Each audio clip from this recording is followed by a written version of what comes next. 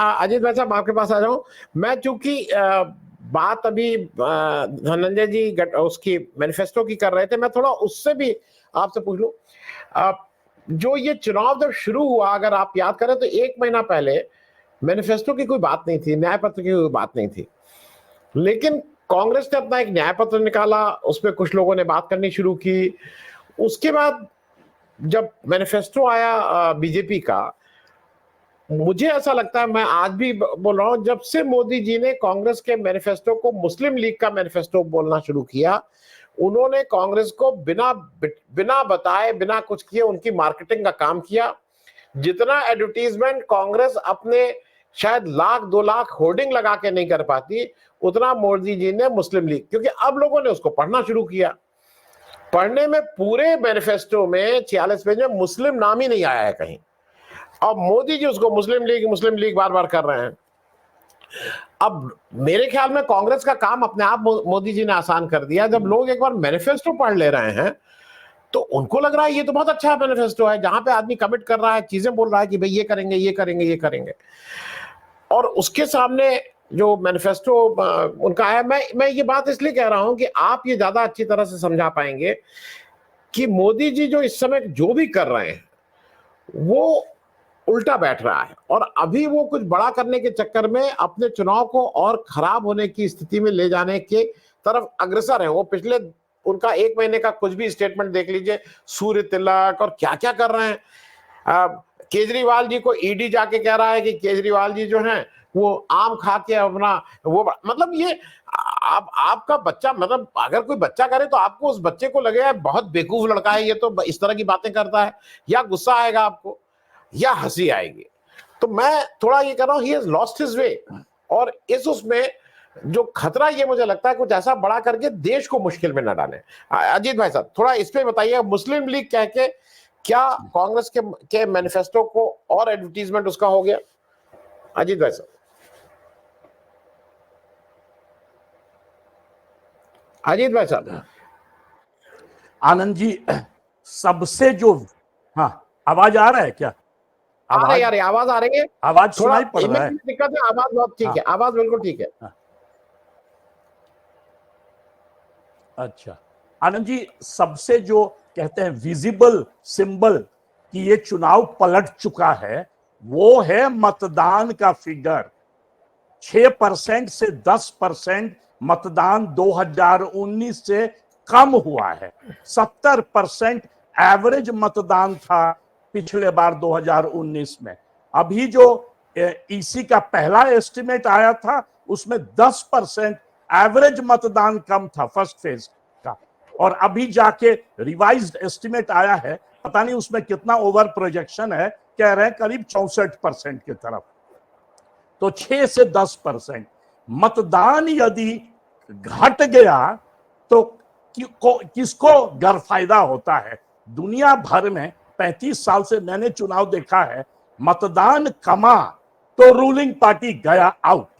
ये जो है ना, और 6% हो या 10%, भारत के एक फेज, मतलब फर्स्ट फेज जिसमें 102 लोकसभा कॉन्स्टिट्यूएंसी था, उसमें इतना भयानक गिरना, और बिहार में पर्टिकुलरली, मैं भी धनंजय जी के तरह अभी एक्चुअली पटना में हूं और अभी पूरा नॉर्थ बिहार घूम के आया हूं, और 46% मतदान हुआ है बिहार में, और मैंने कुछ एकाध नवादा वगैरह में तो 42%।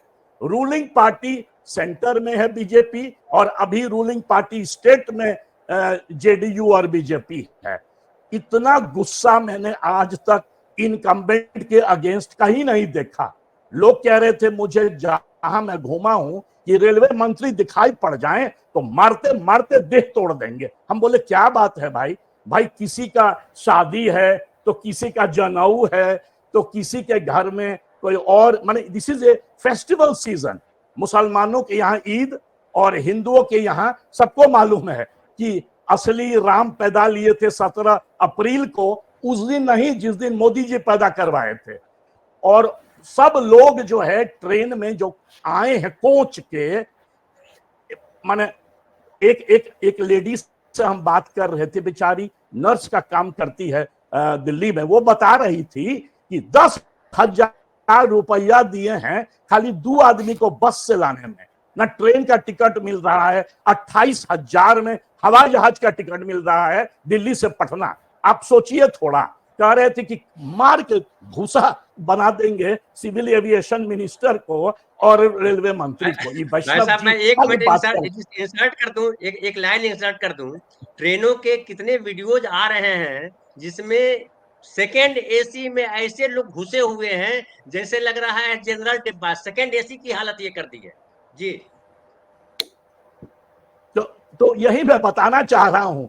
अच्छा देखिए, जो गोदी मीडिया है उसका एस्टिमेट, हम उसी का एस्टिमेट मान ले 1 मिनट के लिए आर्गुमेंट से, उसका कहना था कि 10 से 12% आगे है बीजेपी। ए भाई, टर्नआउट यदि 10% गिर गया तो गया वो गैप आपका 10 से 12% का, तो लेवल प्लेइंग फील्ड तो सीधे आ गया खाली अरिथमेटिक से।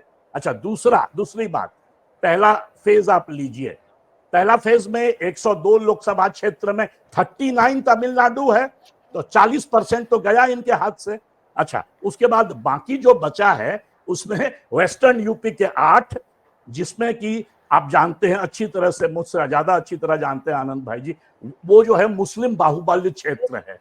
मैंने काफी लोगों से बात किया वहां पे, इंक्लूडिंग जर्नलिस्ट और जो लोग वहां रहते हैं, कह रहे थे कि जहां जहां मुस्लिम बूथ था 85% वोटिंग, जहां हिंदू बूथ था 45 से 50% वोटिंग। तो गया इनका बेड़ा गड़क 8 सीट में। अच्छा, राजस्थान में इस बार एस्टिमेट है, आप पहले बात कर रहे थे जब मैं ज्वाइन किया, कि 12 में से 9 सीट हारेंगे ये वहीं से। मतलब जो झुंझुनू, ये जो इलाका है झुंझुनू, पिलानी, उसके बाद उधर जाके श्री गंगानगर हो जाता है, चूरू, ये पूरा इलाका जो है ये फार्मर्स मूवमेंट का गढ़ था, आप लोग सबको मालूम होगा। और ये जो है वहां जो गुस्सा है फार्मर्स मूवमेंट का, जो पंजाब, हम लोग दिल्ली बॉर्डर में देखे पंजाब का गुस्सा, बट राजस्थान में जो गुस्सा है, तो ये जो है ना, this is the most fierce anti incumbency जो मैंने देखा है कुछ चुनाव में। 2014-2019 में उछल रहे थे कि प्रो इनकम्बेंसी है, इस बार फर्स्ट फेज में एक्चुअली एंटी इनकम्बेंसी दिखाई पड़ रहा है। मेरा तो ये आकलन है आनंद जी, यदि बाकी 6 फेज में ये टर्नआउट फिर से रहा तो मोदी जी हो जाएंगे पूर्व प्रधानमंत्री, माने प्रीवियस प्राइम मिनिस्टर, अब बीजेपी आउट हो जाएगा।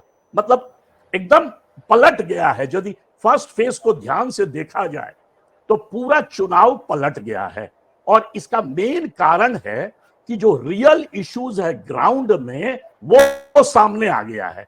आईएलओ का लेटेस्ट फिगर आया है, भारत में 29% अनएम्प्लॉयमेंट रेट ग्रेजुएट्स के बीच, मतलब पढ़े लिखों के बीच, जो स्कूल 18 साल के ऊपर का जो एस्टिमेट किया है अनएम्प्लॉयमेंट, और आईएलओ बोल रहा है ये वर्ल्ड का मोस्ट ऑब्जेक्टिव फिगर होता है अनएम्प्लॉयमेंट का, 18%, 29% बीए पास स्टूडेंट्स का। अच्छा, कंपैरिजन दिया है चाइना के साथ, चाइना का आधा है 15%, यहां करीब करीब 29-30%। इतना जोर अनएम्प्लॉयमेंट, आज तक आईएलओ का फिगर मैंने देखा है करीब 15-20 साल से, इतना हाई अनएम्प्लॉयमेंट मैंने कभी नहीं देखा है। तो जो 2 तरह का, देखिए बेसिकली जब हम पढ़ते हैं, जब स्टडी करते हैं एंटी इनकम्बेंसी का या मोबिलाइजेशन का, टर्नआउट का, तो 2 तरह का टर्नआउट होता है। एक होता है पीपल का टर्नआउट, गुस्सा से जो होता है, दूसरा होता है ये राजनीतिक पार्टी जाके मोबिलाइज करते हैं, जिसको हमने 2014-2019 में देखा। 2019 में हुआ क्या कि बालाकोट इनको बहुत बड़ा एडवांटेज दे दिया। इस बार बालाकोट गायब है, और राम मंदिर जो है फर्स्ट फेज में तो बिल्कुल कहीं नजर नहीं आता है राम मंदिर का असर। There is no wave in this election. जो मोदी वेव था वो मोदी वेव गायब हो गया है, और यदि चुनाव में वेव गायब हो इसका मतलब कि इनकम्बेंट का बेड़ा गर्क। तो मैं यही कह रहा हूं कि फर्स्ट फेज इतना मुंहतोड़ जवाब है तो ऑल दिस गोदी मीडिया नॉनसेंस जो ये कह रहे थे कि बाप रे ये चुनाव अब की बार 400 पार, और तीसरा फैक्टर जो मुझे लग रहा है, एक तो ग्राउंड रियलिटी में गुस्सा जो मैंने पॉइंट आउट किया, अनएम्प्लॉयमेंट, इन्फ्लेशन, यदि टिकट 28,000 में हवाई जहाज का हो, अब बस का टिकट 10, तो ये थोड़ा सा,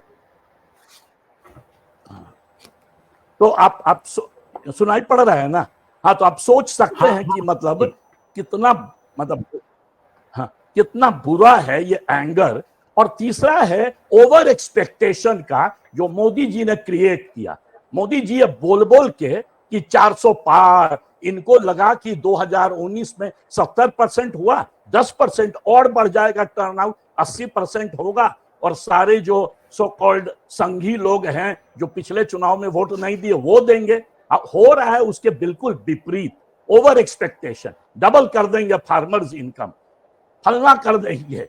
उसके बाद जो आपने कि जो मोदी जी के पास और कुछ इशू नहीं है, खाली पोलराइजेशन, मुस्लिम लीग है, आपने जो पॉइंट आउट किया, कांग्रेस का मैनिफेस्टो, भागलपुर रैली जो है ना, बड़ा आई ओपनर है। आप शायद ये लाइन पता नहीं क्यों कट रहा है, भागलपुर रैली आनंद जी जो राहुल गांधी ने दिया है, मतलब इतना बड़ा जनसलाब मैंने नहीं देखा है, भयानक भीड़, 4 डिस्ट्रिक्ट, वो पूरे इलाके में राहुल गांधी का स्पीच आप देखिएगा, इतना कॉन्क्रीटली मैनिफेस्टो को वो समझाए हैं, सीधा सीधी एमएसपी को लीगलाइज करेंगे, नए जितने बच्चे निकलेंगे कॉलेज से सबको रजिस्टर करेंगे, एम्प्लॉयमेंट देंगे, उसी तरह से 1 लाख रुपया फॉर वुमेन, और मैं पूरा लंबा लिस्ट दे सकता हूं अपने ऑडियंस को, बट मोस्ट ऑफ देम जानते हैं, एकदम कॉन्क्रीटली ये करना है, ये करना है। और आपने जो कहा कि साथ में तेजस्वी का जो चित्र आ रहा है कि एज हेल्थ मिनिस्टर कितना ब्रिलियंट काम किए तेजस्वी, हॉस्पिटल में जा जाके रात रात भर बैठे रहते थे।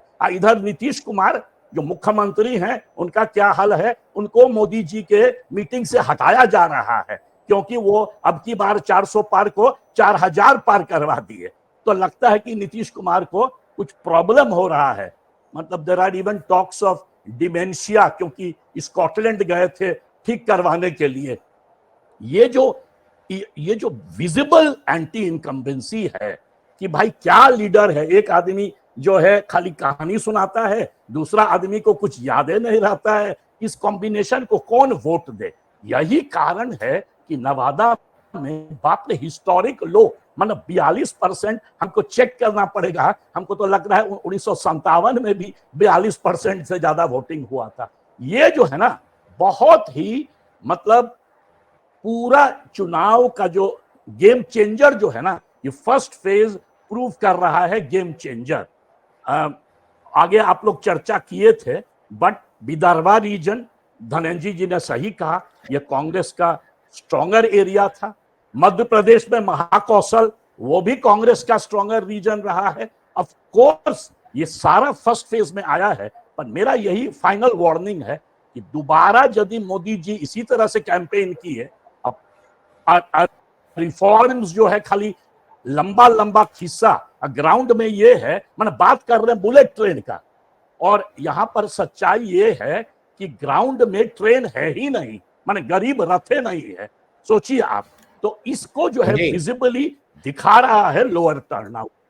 जी जी अजीत भाई साहब, एक जो मैं पिछले बार वो प्रश्न का उत्तर नहीं आ पाया था, मैं उसको फिर रिपीट कर दूं बहुत संक्षेप में, कि ये जो मोदी जी ने इसको मुस्लिम लीग का मैनिफेस्टो करके ही has done a service to Congress, ऐसा मुझे लगता है, क्योंकि फिर लोगों ने उसको बहुत ध्यान से पढ़ा कि कहां मुस्लिम, और उसमें मुस्लिम शब्द है ही नहीं पूरे उसमें।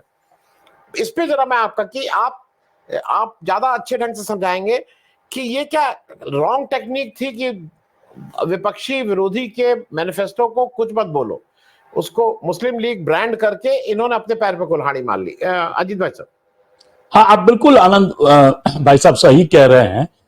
यदि आप कांग्रेस का मैनिफेस्टो देखें तो इतना अच्छा मैनिफेस्टो है, पूरा सब्जेक्ट वाइज, पूरा जितना पूरा सोशियोलॉजिकली हर सेक्टर के लिए, मतलब औरतों का क्या प्रॉब्लम है, क्राइम रेट कैसे बढ़ा, विद्यार्थियों का क्या प्रॉब्लम है, एजुकेशन में कैसे चेंजेस लाएंगे, अनएम्प्लॉयमेंट का क्या स्थिति है। मुझे तो लगा कि अनएम्प्लॉयमेंट जो मैंने आईएलओ का फिगर दिया 29%, वो तो बेचारे बहुत कम दिए हैं। मुझसे पूछे होते तो मैं आईएलओ का फिगर सामने कर देता। बहुत ही सोबर ढंग से एक्सप्लेन किया है क्या प्रॉब्लम है। थॉमस पिकेटी जो फ्रांस के हैं पर माने जाते हैं आज विश्व में one of the top most economist, उनको कोट किया है कांग्रेस मैनिफेस्टो ने और लिखा है कि ब्रिटिश राज में भी इतना इनइक्वालिटी नहीं था जितना कि ये मोदी राज में हुआ है, और उसके लिए फिगर दिया है थॉमस पिकेटी का। इतना साइंटिफिक मैनिफेस्टो, इतना सॉलिड मैनिफेस्टो और प्रॉमिसेस कि ये फुलफिल करेंगे, इस तरह से जॉब्स दिलाएंगे, उसके बाद 1 लाख रुपया, उसके बाद और जो फार्मर्स का एमएसपी को लीगली गारंटी करेंगे, जो कि फार्मर्स पूरे एंटायर मूवमेंट 2017 से जो हम लोग विजिबली देख रहे हैं, 3 बार 4 फेज में हुआ। दिल्ली को घेरा, पहले मंदसौर में मध्य प्रदेश में हुआ था, उसके बाद अभी देख रहे हैं पंजाब में, हरियाणा में, राजस्थान में, पहले तमिलनाडु में भी देख चुके थे। उसको कैसे वो सिस्टमैटिकली किस तरह से उसको सॉल्व करेंगे। इतना बढ़िया मैनिफेस्टो कोई खोले तो लगेगा कि एक बहुत ही उम्दा किताब जो है ना, भारत के इकोनॉमिक्स पर, भारत के राजनीतिक प्रॉब्लम पर, और अंत का चैप्टर है कि संविधान को कैसे बचाएंगे। ये जो अटैक हो रहा है मोदी जी का, तो आपने बिल्कुल सही कहा कि ये मैनिफेस्टो जो है one of the best manifesto मैं कहूंगा अभी तक कांग्रेस का। लग रहा है कि नेहरू जिंदा हैं और उन्होंने डॉक्यूमेंट किया है इस मैनिफेस्टो।